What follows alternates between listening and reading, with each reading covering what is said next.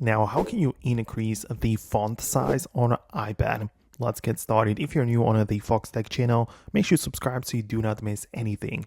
Well, in your settings app, you can locate the display and brightness section, right? It's on the left panel, right?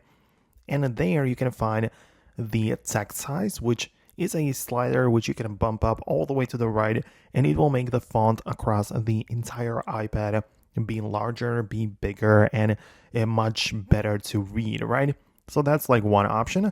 Outside of that, below we have the toggle for bold text, right? Which doesn't technically increase the size, it just makes it thicker, but it's also much easier to see and read when you have it bolder, right? It depends on your preference. One other option is below. We have the display zoom, and there you have two options. You have the default or more space. And I just want to make sure you don't have it set to more space, because then it kind of zooms it out a little bit and it makes things smaller. So I would recommend you to keep it on default in case you want to increase the text size. And outside of that, we only have some specific applications, right?